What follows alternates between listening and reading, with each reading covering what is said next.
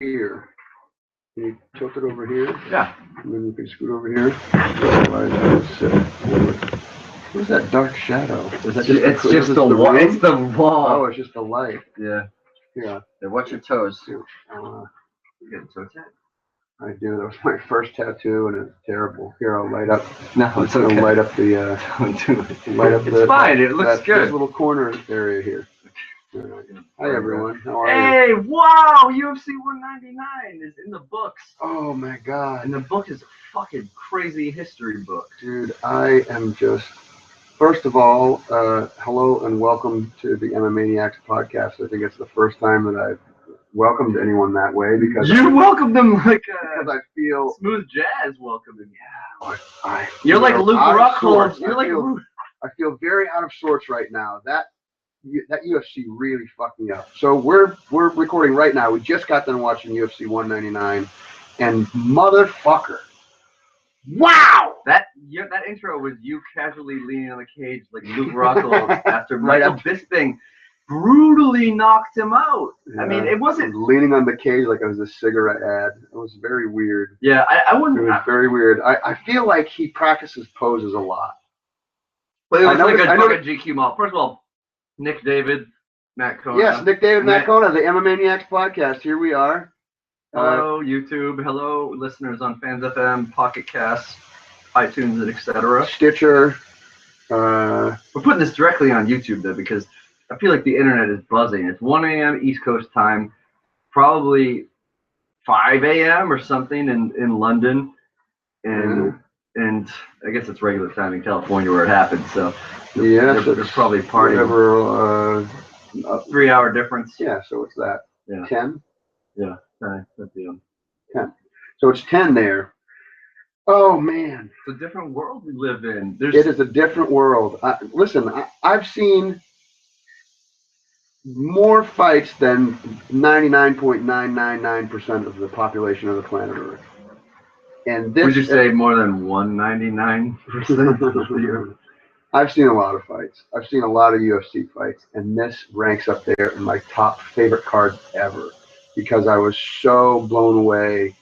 It was like watching. It was like, you know, when you watch a movie. You know, all right. I'm going to give you the perfect example. Opening analogy. I'm going to give you the perfect example. Click it off. When you watched Fight Club for the first time. Yeah, I remember exactly where I was. I was in a second-run movie theater in Danvers, Massachusetts. Had you read the book, though? No, I hadn't read the book. So you had no idea what the fuck was happening? No. Did you figure it out at all? No. Yeah, I didn't figure it out, but I will say that just as a side note, if you're talking about like a holy shit moment, I had a secondary one that had to do with that movie because earlier that day, I was driving around in my truck, the first vehicle I ever owned, listening to Surfer Rosa by the Pixies. The song "Where Is My Mind" came on, and when that song played on the end credits as the world blew up at the end of Fight Club, spoiler alert if you haven't seen 1996's Fight Club, my mind was even more blown. So I guess so, right. So when they make the big reveal and you go, oh my fucking God, he's him, and holy shit, that's what this UFC card just did to my brain.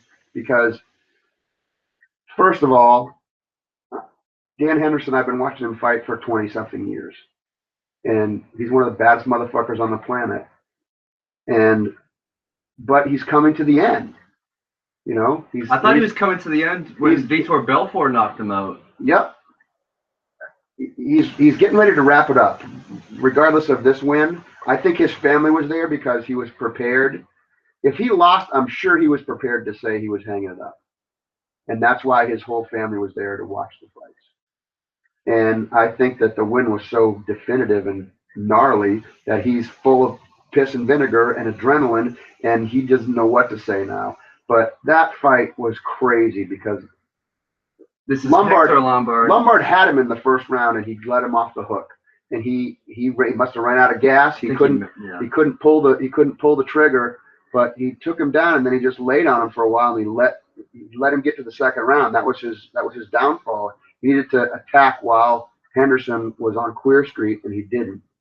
And he let him slip through to the second round, and as we all saw, that was his ultimate demise because I feel like we're burying the lead here. We're like, Jesus Christ.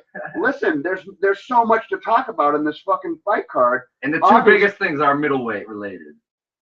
Yeah. Yeah, So obviously the big thing is that Michael Bisping knocked the fuck out of Luke Rockhold and sent him into another dimension and took the title. And listen, I'm not on 17 days notice, Jesus 3.5 minutes into round 1. And it's exactly what you were saying upstairs earlier. It might have been someone else saying it, but I think it was you. I'll take credit for it. You can take credit for it. But it was a very true statement. It was a guy who has nothing to fucking lose in Bisping against Rockhold, the guy who has everything to lose. First time headlining a pay-per-view main event. He's done Fox before, but coupled with the fact that Rockhold came in way overconfident and super cocky and looked like he was ready to take a fucking nap in that round. I kept expecting him to yawn. He looked so disinterested in the fight. He was playing with his mouthpiece for the first 20 seconds of the fight. It's like, yeah, I could be here. I could be reading a magazine in the pool. I could be having a margarita. Whatever. I'll throw a punch at you. I will throw a kick at you. And then I'll get knocked the fuck out because I fucking took you for granted. And that's exactly what happened. He took him for granted. And he got knocked the fuck out. And good on Bisping. I'm happy for him. I've never been a Bisping fan. You went on record calling him a limey twat on the podcast. Listen, I'm not a huge fan of his. I don't hate him. I don't hate the man. Yeah, you just get wrapped up in the fight game and watching it. Exactly. I get wrapped up in it. But fucking good on him, man. I'm so happy for him. Because that's the pinnacle. That's the crown. You can fucking, if he retires tomorrow, no one's going to fault him. He's not going to. Oh, no. But he's not going to, but no one would fault him. That's it. I've reached it. I got the fucking belt. I won the Ultimate Fighter. I fought for a fucking decade. I was never cut. He was never cut from the UFC. He fought for a decade in the fucking UFC. And he fought monsters. The most punches landed. Is it also the most? He's tied now for the most wins in UFC history with Georges St. Pierre. Right. So those are fucking huge things. And now the icing on the he beat the GOAT. Title. He beat the fucking greatest of all time. He beat Anderson Silva and then he fucking gets the title the next fight. Fuck it. God love him. God love him. Good for him. I'm really happy for him. He came off of a movie set. He's filming the XXX movie up in Canada. Gets the call once Weidman pulls out, and nobody gave him a chance. Nobody. People thought it was good enough that he had a title shot. They were happy. I thought that's where I was. Yeah. I was like, good for him. He finally gets his title shot. He's gonna get his fucking ass creamed, and then he's probably gonna retire. And fine, it's time.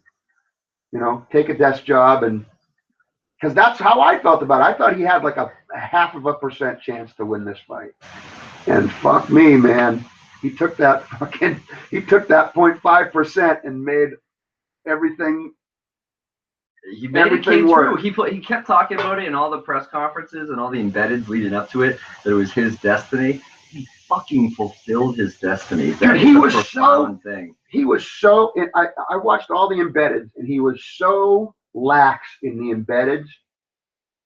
He didn't seem like he was getting ready to fight for the title. He did not. He seemed completely carefree. He didn't seem burdened at all. He was joking, laughing, having fun, didn't give a shit.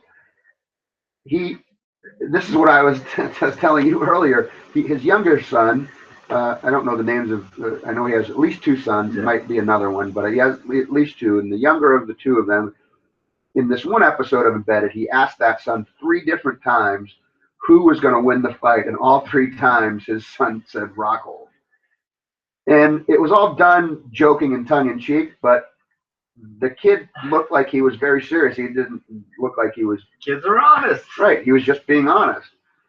So I was like, look, this fucking even his kid doesn't think he's going to win this fucking fight. And the guy's probably a superhero to his kid.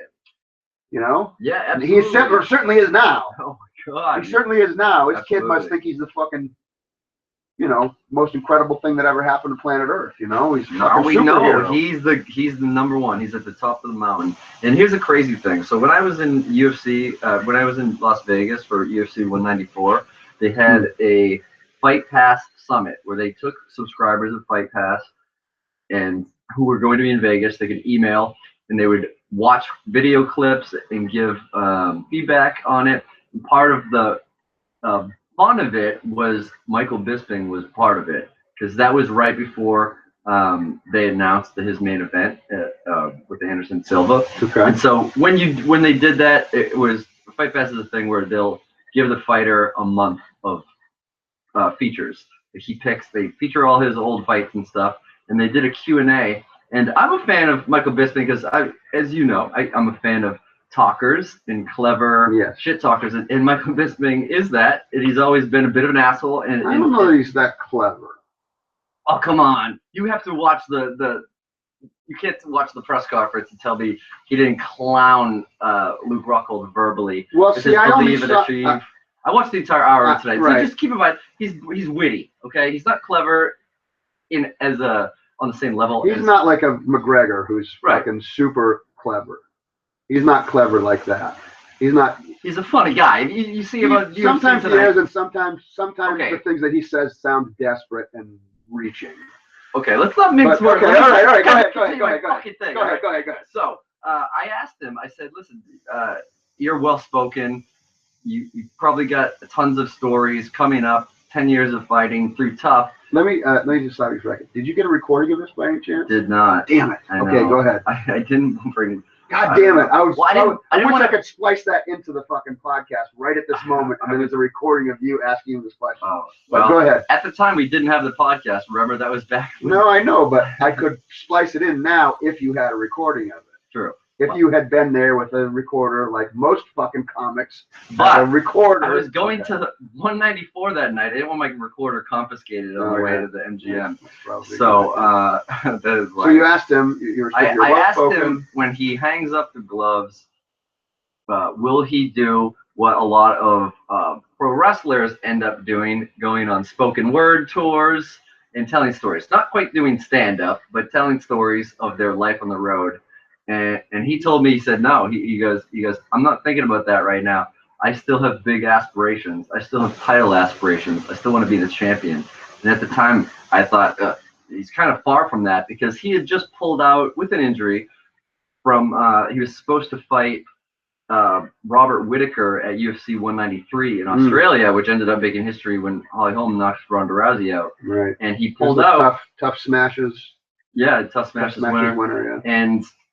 And hey, that's a possible fight that you could make too if Jacare or Weidman doesn't work. I almost think maybe put Jacare against Weidman at UFC at Madison Square Garden. No, listen, this is the fight, dude. It's Jacare Rockhold because they have history. That's the title eliminator right there. Weidman gets the next crack because he was supposed to have it here and he had to pull out. So Weidman gets the next crack. And it's Jacare Rockhold for title eliminator. Whoever wins that gets the next crack. But let me stop you there and say that's how I think about it. But I'm just saying that's not necessarily the way things always go. Right. I mean, Cain Velasquez was supposed to rematch Fabricio Verdum. He got injured and he didn't get rescheduled to fight again. Now he's fighting Travis Brown. That's true. So I'm saying that possibly that's one thing just to keep in mind. But at the time, it just seemed like he was so far from a title aspiration. In my head, as a fan of Michael Bisping, I almost thought, okay, this guy's kind of bullshit. But you gotta talk yourself up. But he had that confidence, and today it was realized in spectacular fashion. 3.5 minutes into the first round, and on an incredible card that was already hard to top. I mean, great fucking card, man. God damn it! And people, I've already seen a little bit of Twitter chatter. They were disappointed in the Uriah Faber Dominic Cruz match. I wasn't. I mean, I wanted a little bit more action, and I thought that the first and second round were the best, but it was just Cruz doing what he does, which is being weird with his movements and elusive in mind-blowing new ways that fight fans aren't used to seeing, and just dominating him, frustrating Uriah Faber, stopping him from doing anything. He didn't try to. He didn't attempt one takedown in that fight. That was real weird, man. He just threw punches. He threw one kick. Cruz caught it. Yeah, you can't outbox that dude. That's the part I don't understand. It's his fucking style is Faber so is unusual. He's a fucking Faber's a world-class wrestler. I don't understand it, man. It didn't make any sense to me. You can't outbox that guy, and you're not getting him with kicks. So Cruz is a good wrestler too. No, Cruz is a great wrestler, and the last fight, Cruz out-wrestled him like in this fight too. He out-wrestled him. Both fights, he out-wrestled Faber. Faber had a couple of there were a couple of times on the ground where he had some options and he didn't capitalize on them. And he was getting out-positioned by Cruz on the ground. I mean, he got up every time. Faber got up every time. Cruz couldn't hold him on the ground, but when they were in scrambles, Cruz always got the better of the scramble. And he was meeting him with kicks on the way up as well. The one thing about that fight that I'll say is that it's the first time that I've ever seen other than when he lost to Faber, obviously, it's the first time I've ever seen a real chink in Cruz's armor, but it was fleeting, and it was the first round, and it was halfway through that first round, maybe with the last 2 minutes left. Cruz was breathing out of his mouth, and he looked defeated to me. He was cut under the eye. He had a cut. He was bleeding a little bit. He was breathing out of his mouth. And he looked like all of a sudden things were getting sloppy. And I was like, that's not the dude. That's not the dude. He was throwing things sloppy and haphazardly. And I was like, wow. And then he got that minute of rest, and forget it. From the second round on, he fucking had it in the bag. It was all Cruz all the way. But for that moment, it looked like his brain got defeated.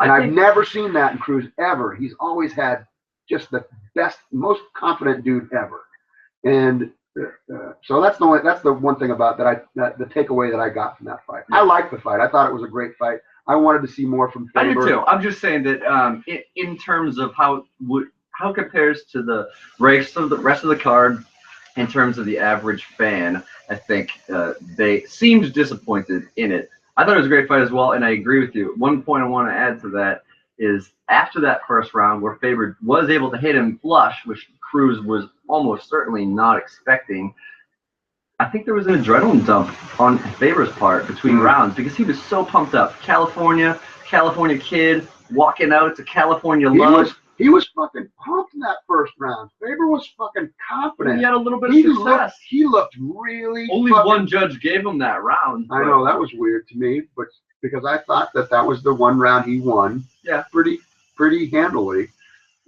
I mean, I don't know. I'd have to go watch it again. I have to go watch it again because it's really tough when you're watching it, especially.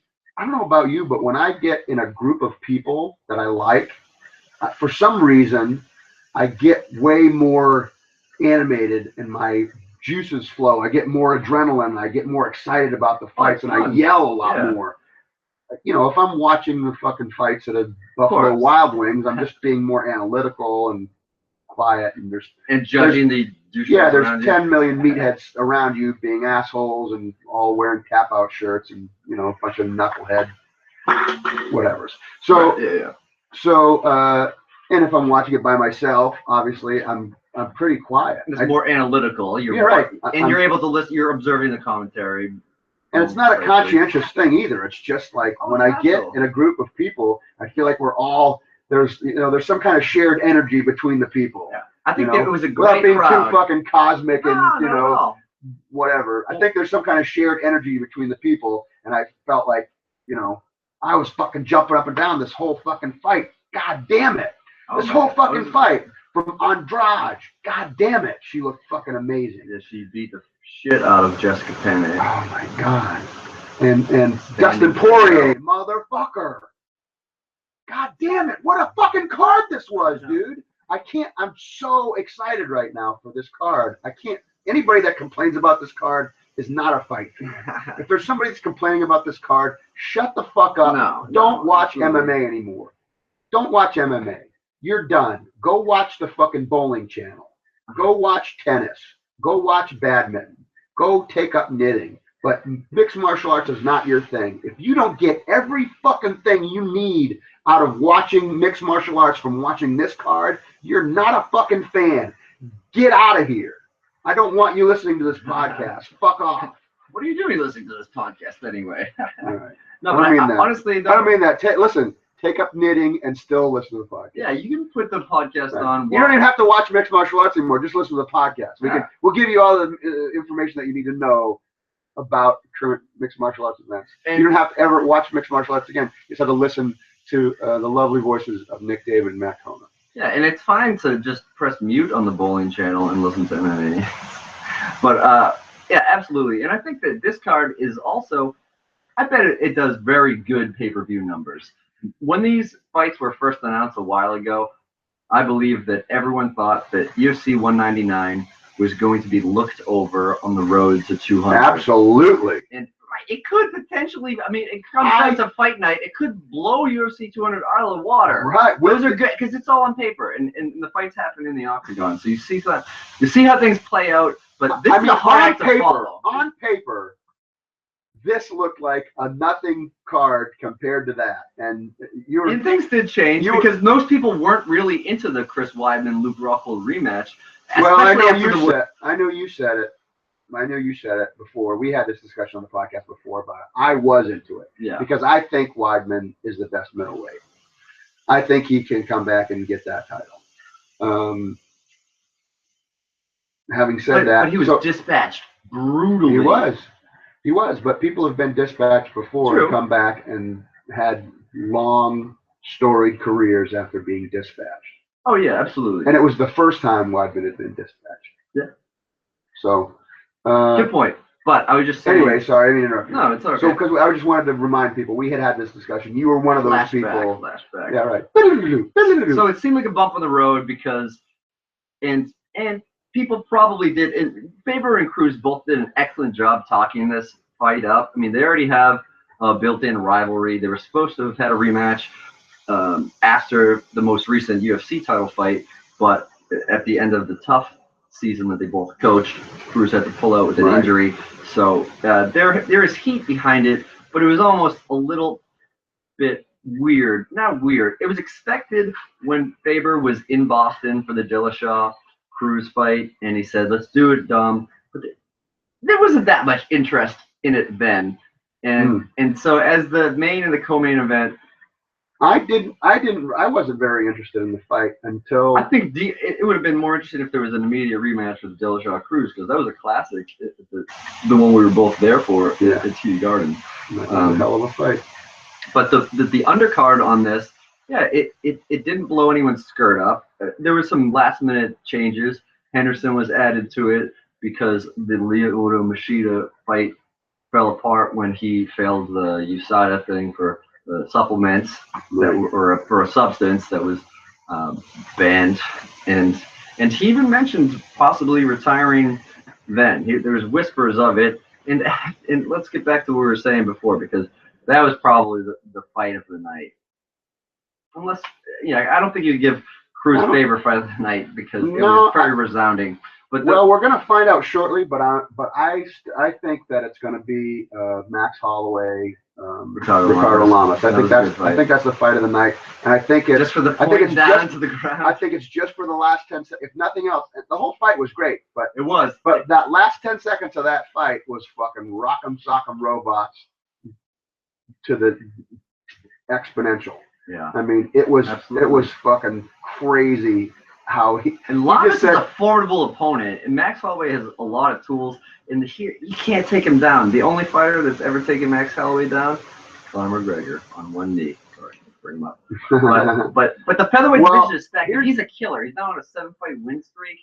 Lamas just dispatched Diego Sanchez. And not only the other thing about that fight is, I think most guys in that division that received that amount of punishment for Max Holloway would have fucking wilted and knocked out. And Lamas took some fucking serious punishment, and he never looked phased. There were a couple times where he got a little wobbly, but immediately came back from it. He never looked like he was out of the fight ever. No. There were a couple times where I was like, "Fuck, this is it," and it's not it. It was that fast. Like He's tough, oh shit! Dude. You can look at his eyes and you can see, fuck, this guy is still in it. You can look at guys and see when they're out of the fight. when they've been hit one too many times and they're fucking glassy eyed. That's what I saw of Ben Henderson. That's why Herb Dean checked with the doctor at the beginning of round 2. It could have stopped then. It could have stopped in the first round. I was yelling. I don't know if you remember because there was a lot of yelling There was going a lot on. of yelling. We had 6 people here. It was a good crowd. But I was yelling at the screen for the ref to stop. I'm like, what the fuck is going on, ref? He is a faraway look in his eye, Dan Henderson did. He's fucking out on his feet, man. Why are you letting him take punishment like that? And it's, man. Especially a 45-year-old man who has been taking punishment more than half of his life now. Yeah. Good on the ref because fucking he is the professional. Herb Dean, yeah. Herb Dean's the professional, and I'm just the dude sitting and watching the fucking fights. So good on him for having enough wherewithal to allow Henderson to come back in that second round. But good on him also for, just checking on his well-being and having the doctor begin the round before they began round 2 to check on him, to make sure he was all there. And he had that much left in the gas tank. And as we mentioned before, I think Lombard hired. I mean, this was his return to middleweight. He had moved up. He had just been brutally dispatched back in March in Australia in another fight that probably should have ended earlier. He should have ended in the second round the way that perhaps Henderson could have ended in the first round, but he continued, and I just didn't think he had that much left. And it goes back to, even though Lombard is an undersized, smaller middleweight, and he's fought in that division before, just the body has to get undersized. Well, in terms of stature, in terms of height.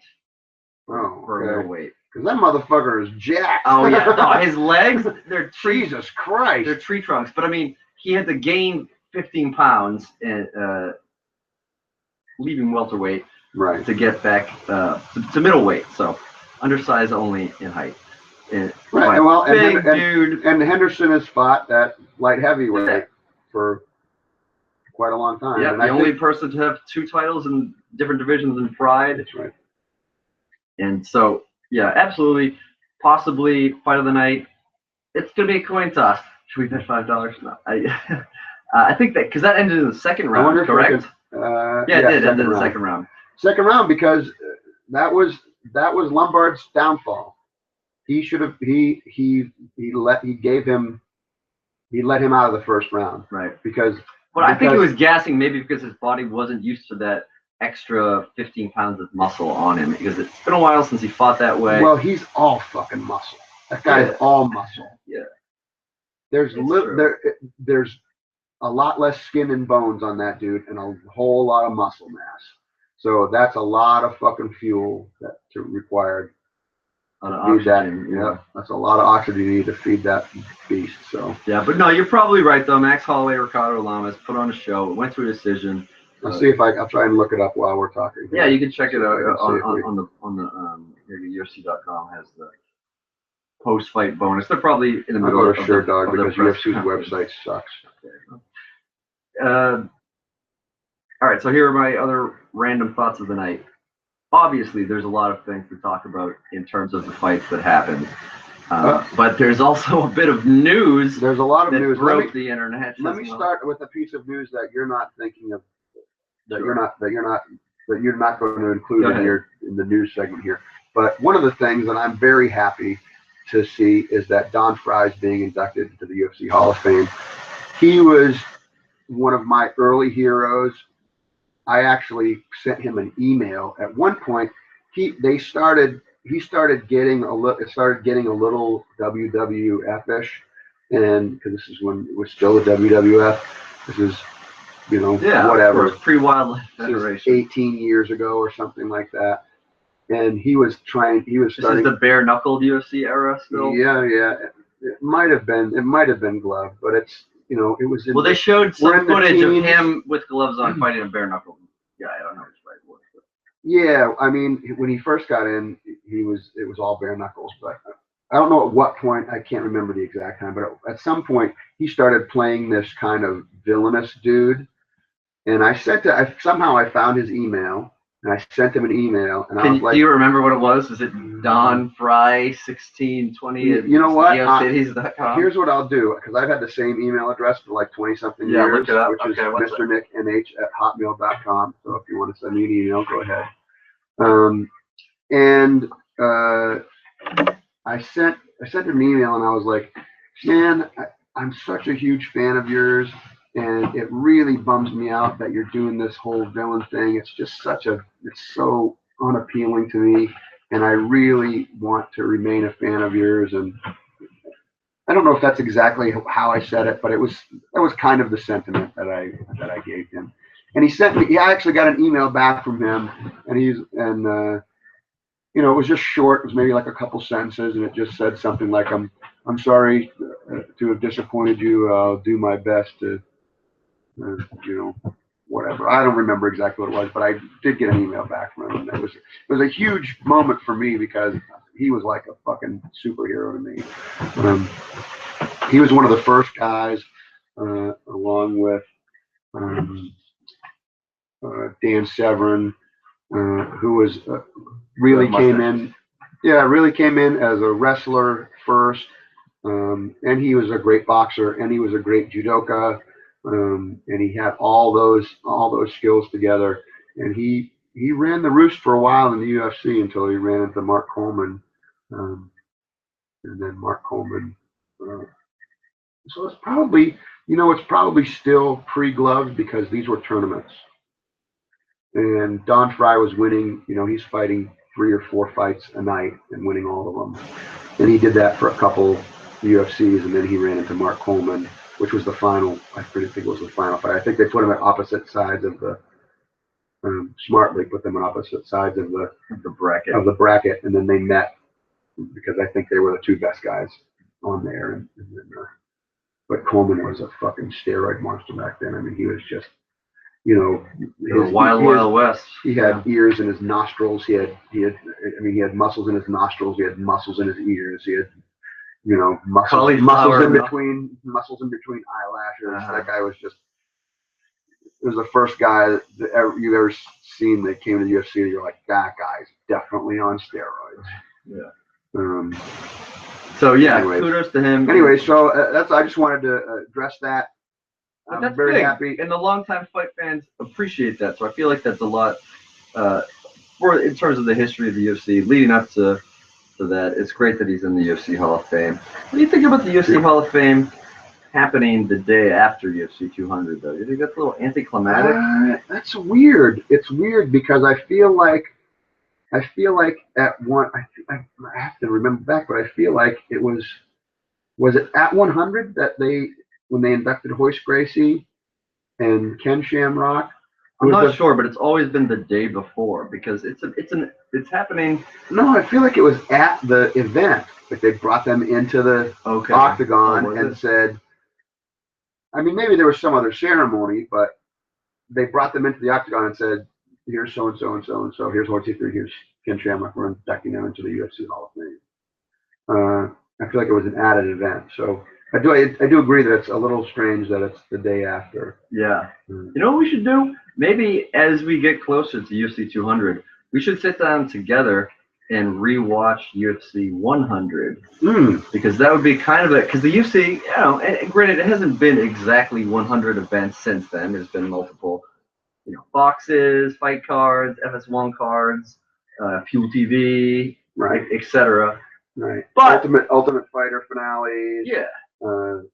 Smashes finales, Ultimate Fighter China, Ultimate Fighter Latin America, Ultimate Fighter Brazil. But the landmark of the pay-per-view number system, they all been numbered pay-per-views. Like some of the numbered events have been on free TV. But it's kind of interesting, and which leads me, of course, to the other big bomb that was dropped by the UFC. The return of the man who headlined and won UFC 100, Brock Lesnar. And it's a piece of news that you somehow got a little bit of pre-knowledge. Ariel Helwani, proper credit to one of the returning MMA journalists of the year, tweeted it out from MMAfighting.com that they were still trying to work out the details. Dana White, just the day before this, denied it on video to Brett Okamoto's face from ESPN, saying it was just a rumor. He enjoyed Brock's time here. It wasn't going to happen. Straight-faced. And it's not news that Dana White lied to journalists or anything. Right. He's a promoter. He has to. He's not going to give a free story on a post press conference follow-up interview that's on the buried on ESPN.com. Right. They're making the announcement in the And forum. they did it in the most impressive way possible. It was really cool. It was really cool. They did the whole commercial for UFC 200, and they showed you could tell they spent a lot of money doing this promo commercial, and they showed there was a lot of backstage taping hands, John Jones. Mostly concentrated on the Jones Cormier main events. Yeah, well, it went deeper into the card. It went deeper into the card, and it went into tape. Nunez. Yeah, Nunez. They showed Nunez like in Brazil. Apparently looked like it was in Brazil. And is she Brazilian? Yeah, she's Brazilian. Yeah, okay. Well, but you know who didn't show at all? The other championship bout on the card, besides those two, didn't show one mention of Jose Aldo or. No, it did. It did? Of course it did. It showed Frankie Edgar and Jose Aldo both in that commercial. It did. Oh, I missed it. I thought it was mostly focused on the main event. No, so they did a lot of back and forth. There were a lot of you could tell they were stage scenes where it looked like they were backstage getting ready for a fight, but it's like. This is the commercial that Conor McGregor refused to fly to Iceland to film. Otherwise, right. So all this whole commercial happens, and it's just the very end of the commercial when the screen gets getting ready to go blank, and then all of a sudden they just do a flash of Brock Lesnar throwing a punch at the camera, and then the screen goes black. It said something too. What did it say? It said we'll look it up. It's probably all going viral by now. Oh, of course. We're still digesting it. We're not. Yeah. We haven't sat down. We haven't watched any of the press conference. You didn't find the fight post-fight bonus stuff yet. Right. So that's one piece of big news. The other piece of big news, which is, again, it's not. Okay, all right. We know your feelings on it, but it's now big. Can you at least admit your feelings have changed though? It's now a huge fight. This is going to be tremendous business, and of course we mean the rematch of Nate Diaz and Conor McGregor. It's only a manufactured big news. It's only big news because who's manufacturing it? It's Conor McGregor and Nate Diaz manufacturing it. Yeah, but it's not. People want to see it. It's not manufactured because otherwise. I don't get it. I don't get the fight. I'm going to watch it. Do you not get why people are more excited about it now than they were when it was first announced? I don't really?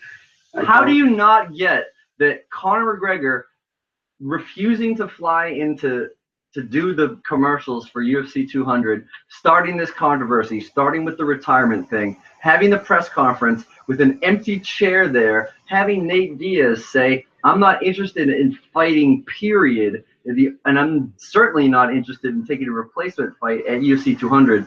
I want to fight Conor McGregor.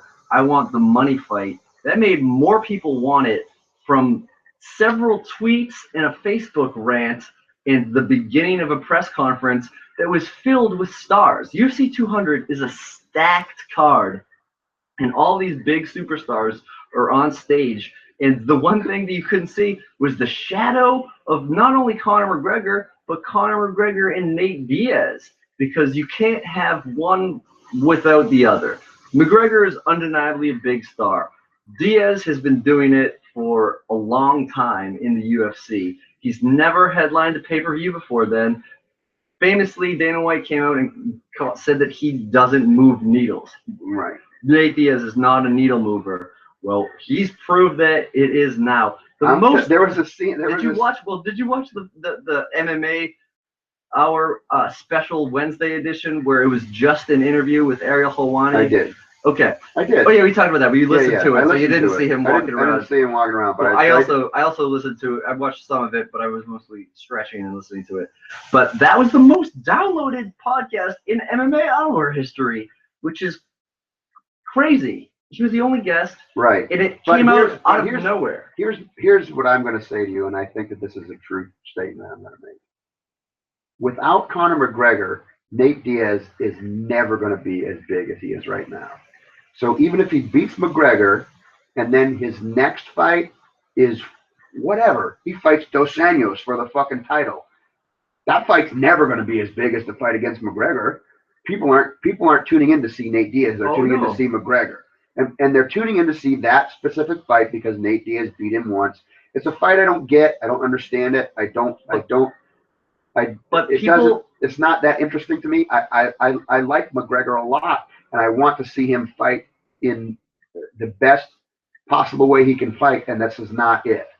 He's fighting 2 weight classes out of his natural weight class, and he's fighting a much more experienced guy than he is. I would say he's fighting 1 out of his natural weight class because it's a nasty cut. It's been sold by his coaches and closest confidants and training partners, Gunnar Nelson, John Kavanagh. Yeah, okay. Featherweight is tough for him. Fine. But let me just say this. Fine, but let me just continue because you're very much on the record about why you don't find this interesting. I'm just saying to you that it's interesting to many more people now after the first fight. And Nate Diaz as a Nate Diaz as a fighter is more interesting to Conor McGregor fans, even though he was the adversary there. People knew it was going to be a scrap. People knew it was going to be a good fight. And I had only seen Nate Diaz fight a handful of times. People know this. I've only been following MMA very closely for the last 2 years, maybe even slightly under 2 years now. And Nate Diaz has fought very little in that time, whether it's because the UFC wasn't booking him and they removed him from the rankings because he wasn't playing the games. The Diaz brothers have famously not wanted to do bullshit press conferences. His older brother Nick got pulled from things. Right. Well, I've been watching reporters. True. I've been watching him since he was just Nick Diaz's younger brother, and he was on The Ultimate Fighter, and I was like, oh, fuck, I didn't know Nick Diaz had a younger brother. And he won The Ultimate Fighter because of an injury. And people care about him, and people who are fans of McGregor are now fans of Diaz. And at first, yeah, it didn't make sense to them that they wanted the fight. What did make sense was that Conor McGregor had the pull to have the fight made. Then Conor McGregor shot himself in the foot by not wanting to come and promote it. And then there was chatter that Dana White said that the next time that McGregor was going to fight was going to be to unify the featherweight championship with the winner of Aldo and Frankie Edgar for the interim title at 200. Well, let me just stop you for a second. If for no other reason, this is what bothers me the most about the fight. He's fighting twice without defending his title. Because titles are fairy tales. It's fucking Nate Diaz says that titles are fairy tales, and they fucking are. Titles are fairy tales now. Yeah, it's good, but it's not what people care about. All the belts look the same. They look the same. Yeah, it means you have bigger money, you have more pull, you can refuse your fights, but it's a fairy tale. It's not the reason that people want to see jewelry. People want to see the best fighters fighting. They want to see back and forth the shit talk. People want to see dominant champions. People want to see someone get the strap, and they want to see somebody who can fucking just mow people down for a long period of time. Like Jose Aldo. They love that. Jose Aldo was a draw. People loved Jose Aldo for 10 years. Probably the worst drawing champion in UFC history. People love that. Conor McGregor. I did. You did. I did. You person. Look at the numbers. Look at you want to talk about for sure, dog. Okay. Do a little research project. How about George St. Pierre? How about George St. Pierre? Probably until McGregor. He wasn't the biggest draw in UFC history. Listen, I think Brock Lesnar was a big draw. He was second. Brock Lesnar was second. Did George St. Pierre mow down the winner of Ultimate Fighter, Matt Serra? He wasn't dominant for his whole champion. He had some stinkers of matches. He was undeniably. This was a time where the UFC was wrestler dominated, and he became the best MMA wrestler, which is a hybrid of development of wrestling in the octagon. I'm just saying that people care about this, and people care about Nate Diaz more after the fight, and 10 times more after the fallout from the fight not happening, and that's why the buildup. You could even hear the crowd reacting, even over the party atmosphere here. Maybe it was all programmed. Maybe it was all. It's not programmed. The downloads of these and the interest in this fight is not programmed. You're getting way too conspiracy theory into this. That's not what I'm saying. I'm not saying the downloads are pre-programmed. I'm saying maybe there was forethought put into the whole drama for this whole thing.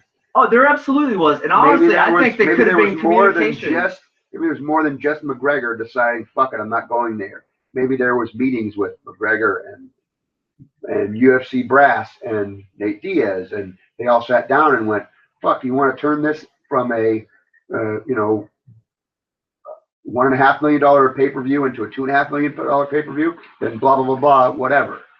Who knows? Here's my thoughts on that. My thoughts are the same. UFC is going to, and I said this when we were watching the fight, the UFC is going to make more money having this fight this way on 202 rather than putting it on 200, because 200 is such a stacked card and such a monumental card that card is going to sell fucking pay-per-views no matter what. And putting that McGregor fight on 202, they're going to just double their fucking money. You were the one who disagreed with me when I said the UFC 200 sells itself before the match was even made official on it. But regardless, I think that it's more communication between McGregor and Diaz to say, we don't need to co-star in the history of UFC, the pat on the back of 200, the celebration of all things UFC. This is the McGregor-Diaz show. This is us. The rest of the card could be all cast members from Tough, Joanna versus Claudia fighting on the undercard, and it would still break pay-per-view records just with McGregor-Diaz in the main event. And it probably won't be, because there's a lot of great stuff going on. Anyway, we're going to be in a stalemate about this. I'm just saying that you can realize that there is new interest because of all the developments going on. I get that. And I'm not trying to change your mind about the fight and whether it makes sense and whether McGregor should be defending the featherweight championship or what the featherweight championship means. I'm just saying that people want to see this fight more than him defending. If he was the welterweight champion, they would want to see if McGregor say that he had ended up unifying the lightweight and featherweight titles, and then he fought Diaz afterwards and he lost at welterweight, people would still want to see that rematch more than a two-belt champion going up to fight Robbie Lawler, who I think is a man who is lost on an island now, because he hasn't fought he hasn't fought since 195, and now he's headlining in Atlanta in the event between UFC 200 and UFC 202 on August 20th. This poor dude, fuck, man. He must be like... And he's a great fighter. He's had two Fights of the Year candidates, 189 against Rory McDonald and 195 against Carlos Condit, and that was the first fight of the year. It was the New Year's Day card. I know it was like January 4th or 5th, but he's had two Fight of the Year candidates. He's a humble champion. He's been around forever, and he's got an underdog story. He went away. He came back. And now he's sandwiched in between what will almost certainly be the two biggest selling pay-per-views in UFC history. Yeah, and he's just a bum deal. It's a bum deal for him. It's a bum deal for him because he's fighting a guy that Dana White promised to fight to, because Johnny Hendricks couldn't make weight in what probably would have been the #1 contender fight. He's fighting Tyron Woodley, who hasn't fought since January 2014 in Atlanta, Georgia. Nothing against Atlanta. I'm sure it'll be a fun time, and there's plenty of fight fans down south. A lot of people will come up from Florida. That's such a weird fucking fight, man. The dude hasn't fought in 2.5 years. Yeah. That is a weird fucking fight. I don't get that at all. I don't get that at all. It doesn't make any sense to me at all. I don't get it. It doesn't make sense to me. But I would much rather see him fight Damian Maia. Absolutely. And Damian Maia, I think, has certainly earned the shot. And I agree succinctly with that. And that would be, and that's an interesting mismatch too. Can you imagine that? I mean, I know Maia's striking, but you saw what he did against a striker in Matt Brown. If you missed the first 5 seconds of each of those rounds, you would have thought that Matt Brown just had a Damian Maia shaped backpack on him. That's right. Well, I think that as good a fighter as Matt Brown is, I think that. He bit off more than his shoe, and he'll admit to it, because he wanted to take that fight as a challenge to him. And I think he was rewarded, because he was given I forget who he's scheduled to fight next, but he actually might be on the 201 card competing in that on short notice. So Matt Brown fights a lot, and he makes a lot of money that way. Will he ever fight for a UFC title? Remains to be seen. He's kind of had his ups and downs. He won at UFC 189. I believe he got another victory after that, and then lost to Damian Maia. Yeah, he beat Tim Means, I believe. Dirty Bird. That was when Dirty Bird tested positive for whatever. That wasn't anything. Well, after all. Dirty Bird was tested when he was about to fight Cerrone, and then he got pulled out of the main event in Pittsburgh. It became Cowboy vs. Cowboy. So what I was trying to say earlier is that Robbie Lawler is a much better wrestler than Matt Brown. So, So true. Damian Maia is going to have a lot harder time, and I think getting him to the ground. And I think Robbie Lawler is much bigger than Matt Brown is and stronger than Matt Brown is. And I think Damian Maia is going to have a much harder time getting Robbie Lawler to the ground. It doesn't mean he can't just climb up on his back though, and be a backpack, because he certainly did that against Brown a couple times. And Maia has underrated striking, which he uses to set up the grappling in jiu-jitsu, of course. He does, and he's probably the best jiu-jitsu guy in mixed martial arts. I've said it before. And that card that he fought. I was going to ask better than Fabricio Verdum, but so it's the three best jiu-jitsu guys I think in mixed martial arts, and that's Jacare Souza, Fabricio Verdum, and Damian Maia, and they were all on that one Brazil card, which was wrought with motherfucker black belt Brazilian jiu-jitsu guys, and largely won by the same Brazilians. Yes, with the grand exception of Fabricio Verdum, of course. Yeah, that was a stunner. I still didn't really digested that. We weren't able to, because of the Labor Day holiday, and I was away in Vermont and have been working. We still didn't even talk about what I thought was a pretty good under the radar fight card. I thought that was a great Garbrandt versus Almeida, as well as Caraway versus Sterling. So that was sort of like a feature of the bantamweights, and this was, I mean, granted, it did have a bantamweight title, but it more featured excitement from the middleweights, which is a division that is almost not stagnant, but besides the top four, I'd say, top 4 and 5, and I guess I'm including Michael Bisping. Of course, I'm including now, but he was on before he was scheduled when it was. There was controversy about Romero. Jacare had technically come off the loss. He's still number 4. He's still ranked number 4. Right, but I'm saying Souza had been suspended, or no, excuse me, Romero had been suspended after the fight with Souza. So I'm just saying there was less interest and excitement around the middleweight division outside the top 5, whereas the bantamweights, there's a lot of potential, up and comers and prospects. And featherweight stacked, lightweight we agree stacked, heavyweight always gonna be a crapshoot, light heavyweight not stacked, but more interest in intriguing matchups with the return of John Jones. What will happen next with Gustafsson, interim championship belt between OSP and John Jones, and of course. What will happen with Rumble and Glover and at the top Cormier? That's a really interesting fight to me. Rumble and Glover, Texera. We talked about that, and it scares me if I'm a Rumble Johnson fan, and if I'm a fan of Glover Teixeira too, because do you want to see him fight John Jones again if he dispatches Cormier? I mean, kind of, but the first fight, it was pretty resounding in John Jones' favor. Yeah, I mean, he's probably the best pure boxer in the light heavyweight division, coming from a boxing standpoint. I think he has the most technical hands.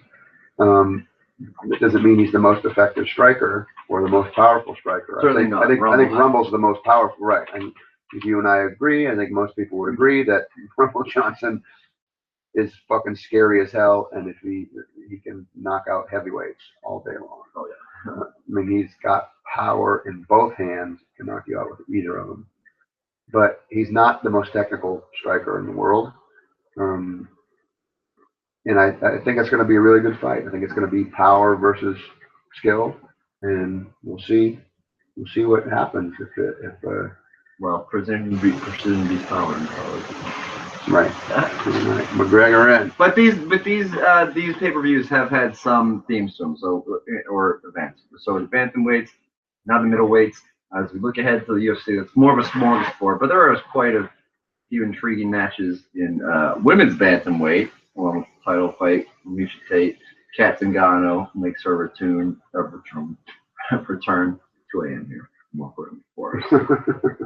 And then 201, of course, it's not about weight classes. It's about the fight. Excuse me, 202.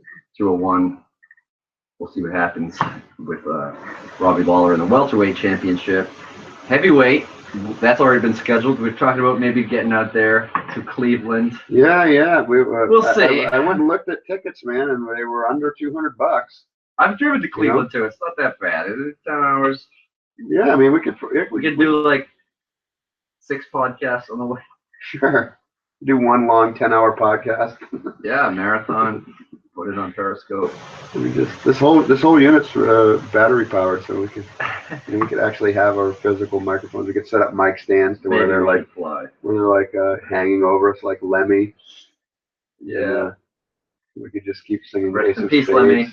Rest in peace, Muhammad Ali. Oh my God, that was another thing, which is I don't really have the knowledge or depth of detail to go into, but it's kind of crazy that as representatives in Oklahoma are making strides to pass the Muhammad Ali Act, or a modified version of it, into mixed martial arts.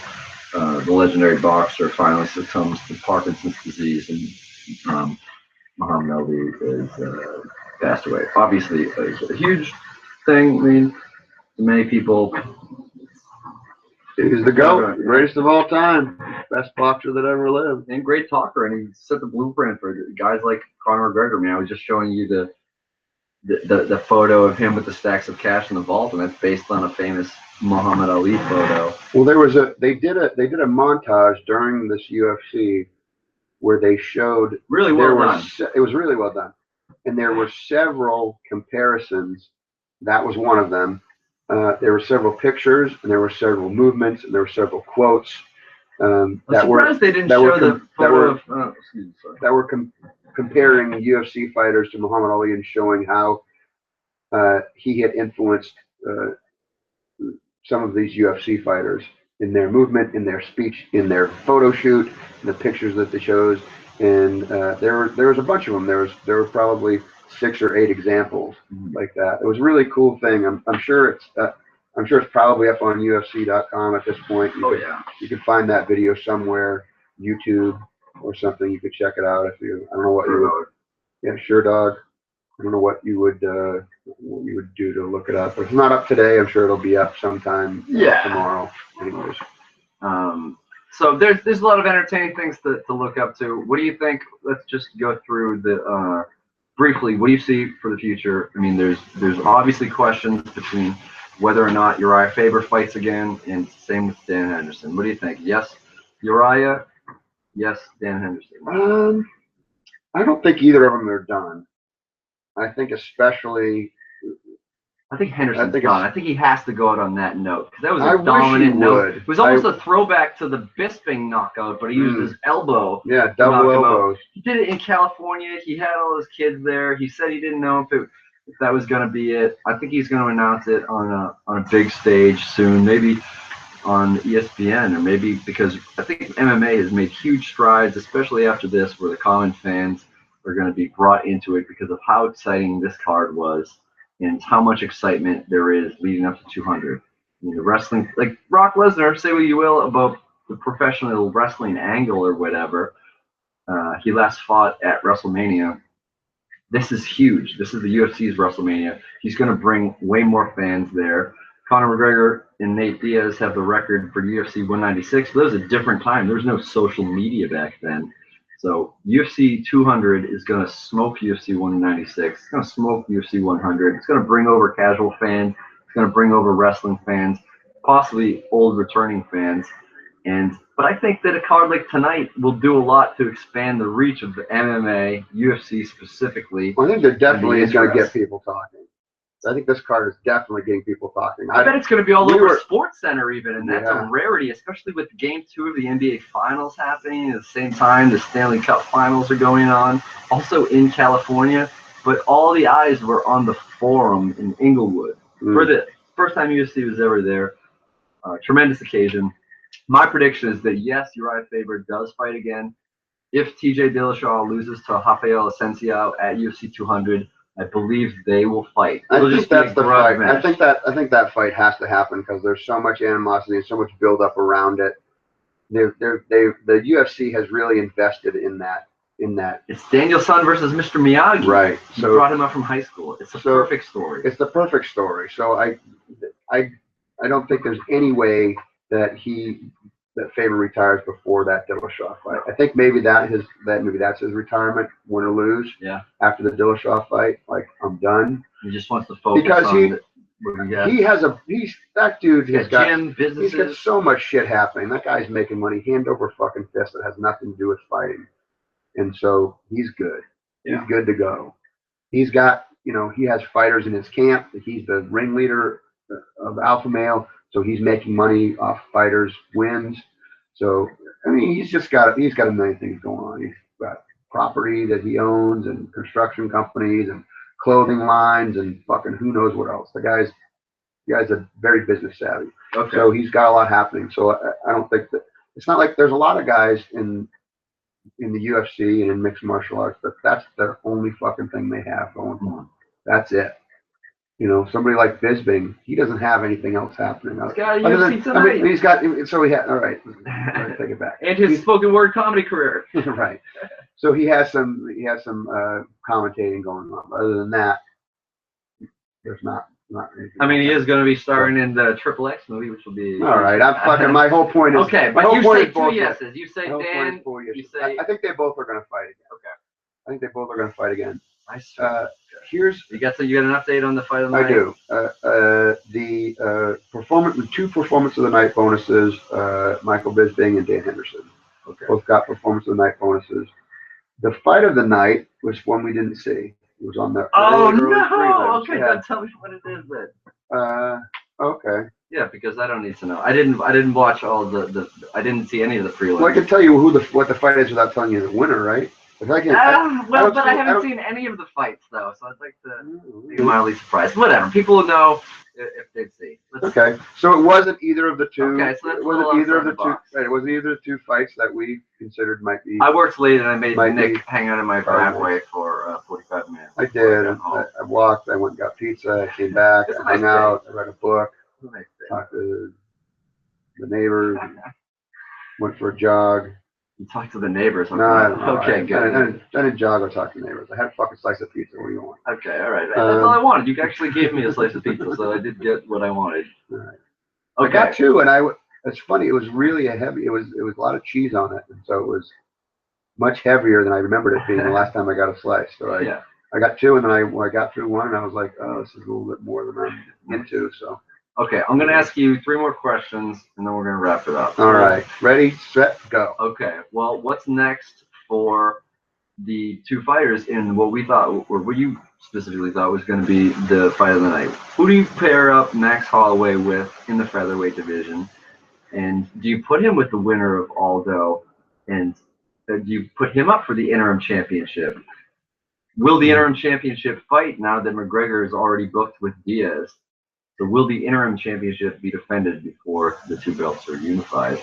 And is it Max Holloway? Or do you put Max Holloway with someone else? I mean, he's already fought Jeremy Stevens.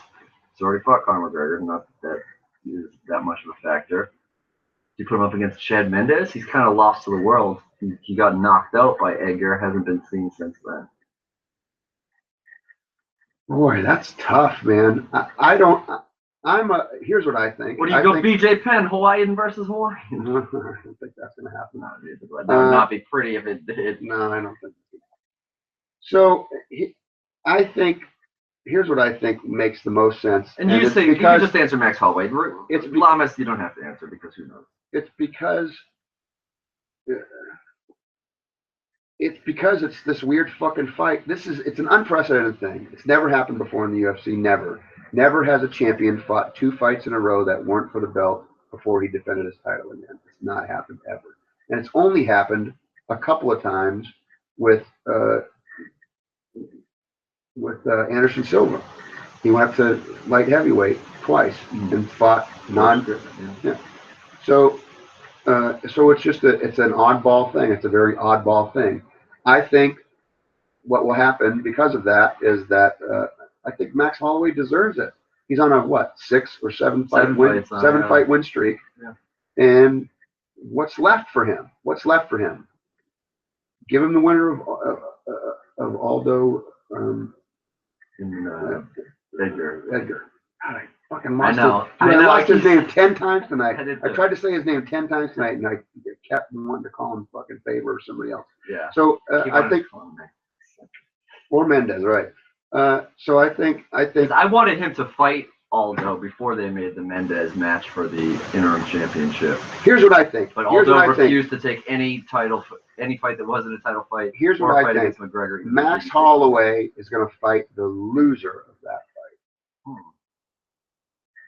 I don't think he's going to get I can that. See that. I think he gets the loser of that fight because the winner of that fight needs to fight for the title. Okay. I agree with the objective of that. They don't want to. Okay. Edgar wins the interim title. He doesn't want to fuck around and wait and then possibly give his interim title to somebody else before he gets to fight for the actual title and be the main event of a card. Okay. It's a big payday, and I think Holloway gets the loser of that fight. That's still a fucking huge fight for Holloway. Either of those guys. All right. Either of those guys could be champion. All right. So there we go. Question number 2.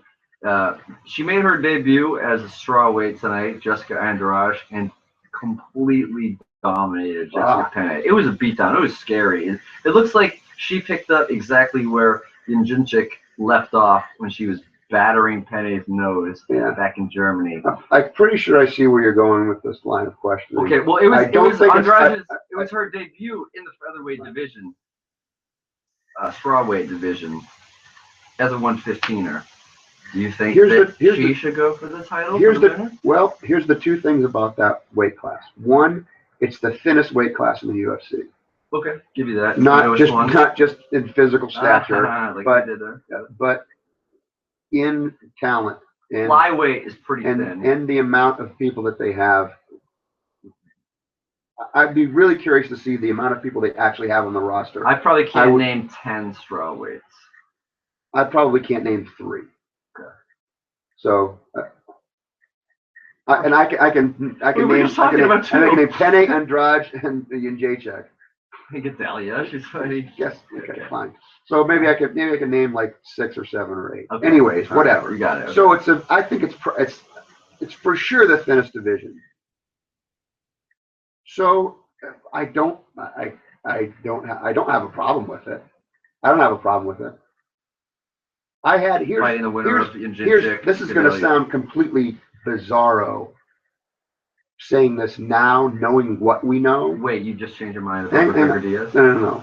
Way back. This is way further back. Gotcha. Knowing what we know now, the history that we know of the UFC and mixed martial arts, and the greatest of all time.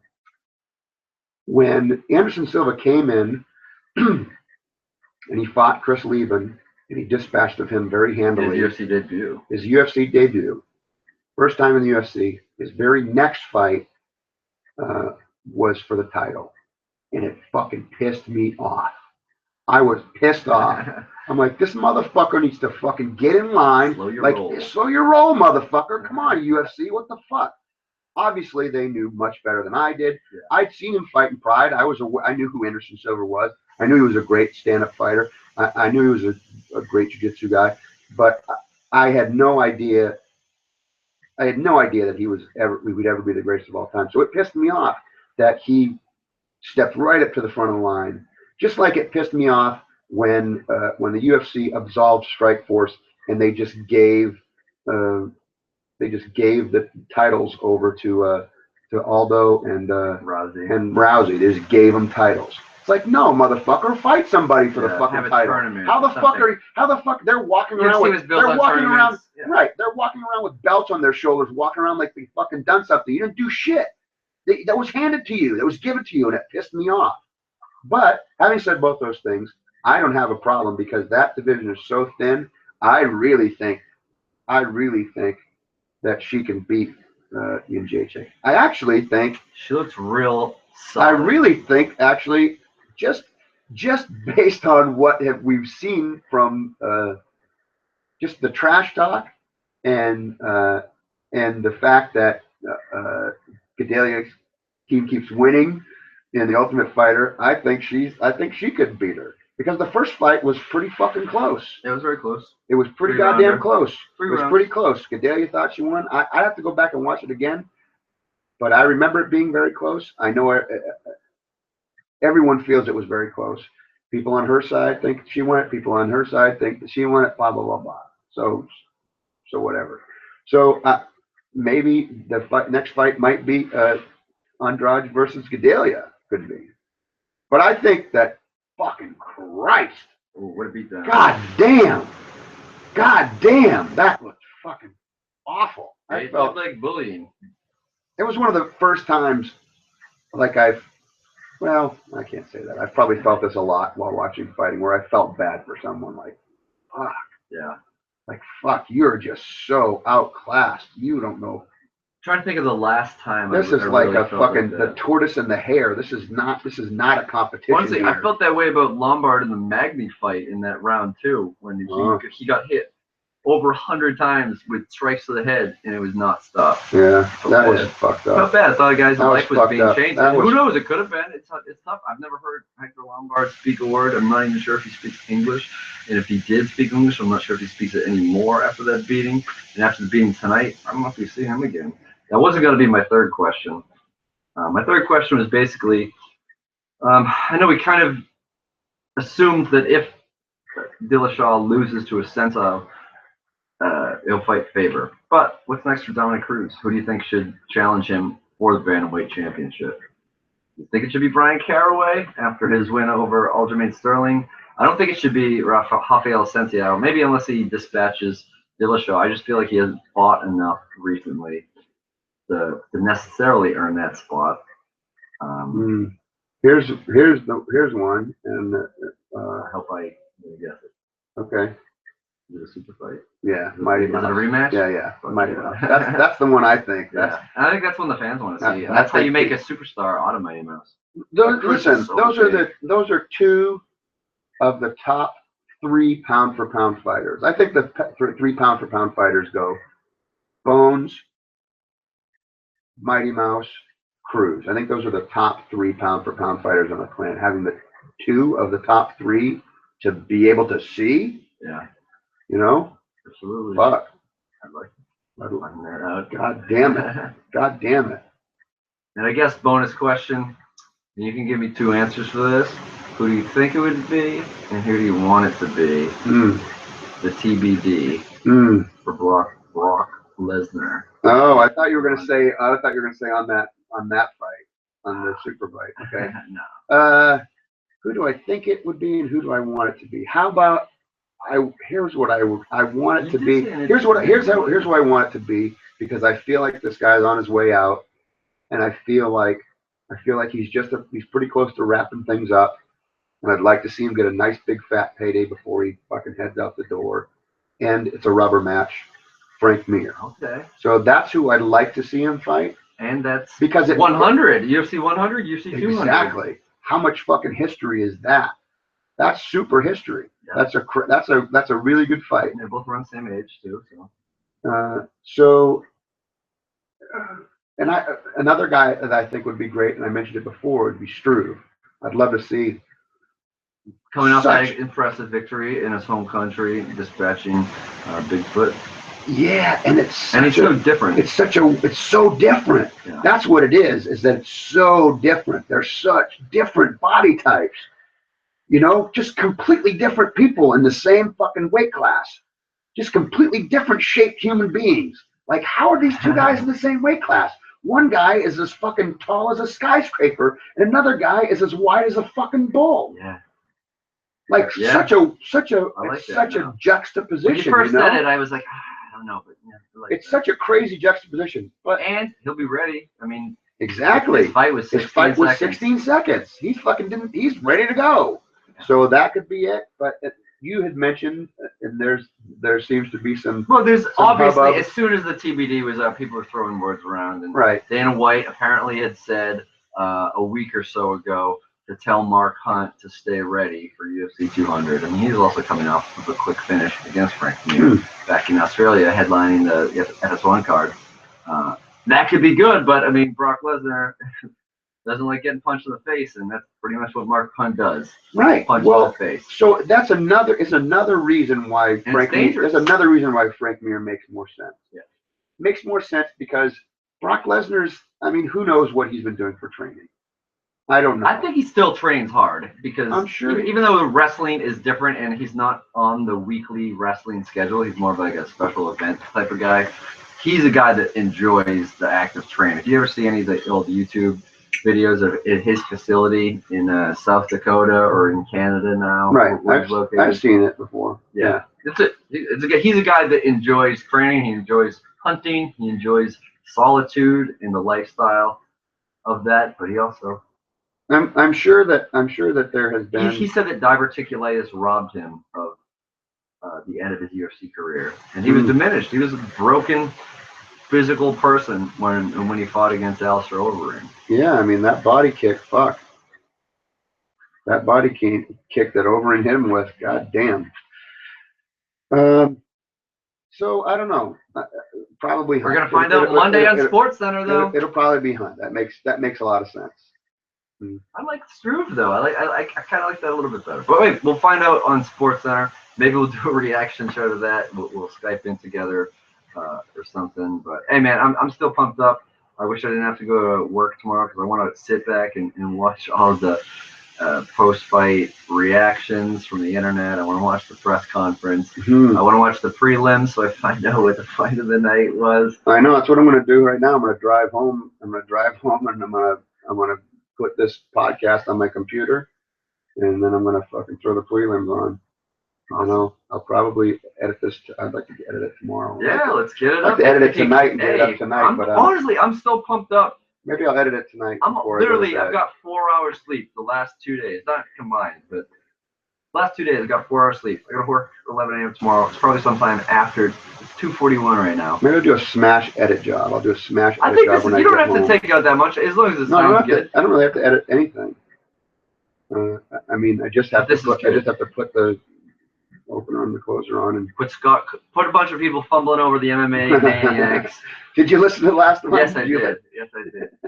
Yeah, that's fun. Quite entertaining. Yeah, listen. Most of the intros that I put on, I have to edit down, or I have edited down. I don't have to do anything, but I have edited down the intros that people have done because most people don't get it right. Yeah, of course. And that's so part of the charm. Sometimes I even have to take different parts of when they've said it, because they'll say one part of it right, or they won't say podcast at the end, so I'll edit it.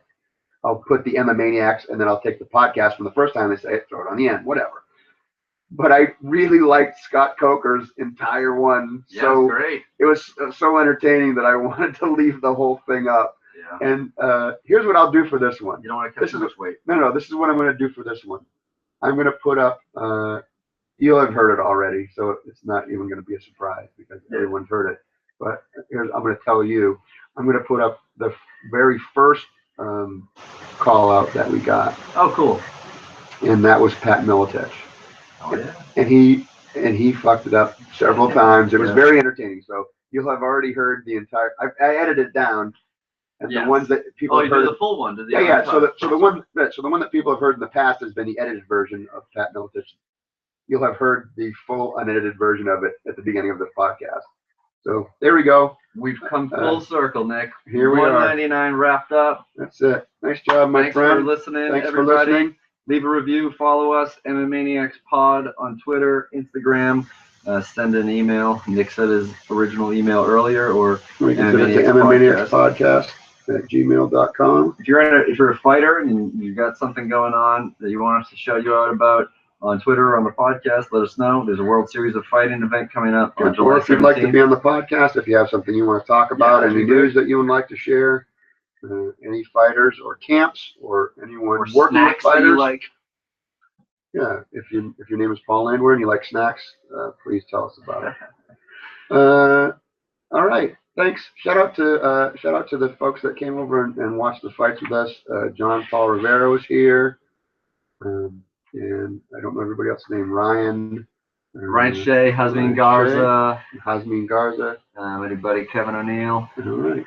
Thanks for watching the fights with us. That was fun tonight. And congrats once again to the new undisputed middleweight champion of the world, the Count Michael Bisping. All right, that's it for MMAniacs. MMAniacs. Over right now. Good night. It is 2:44.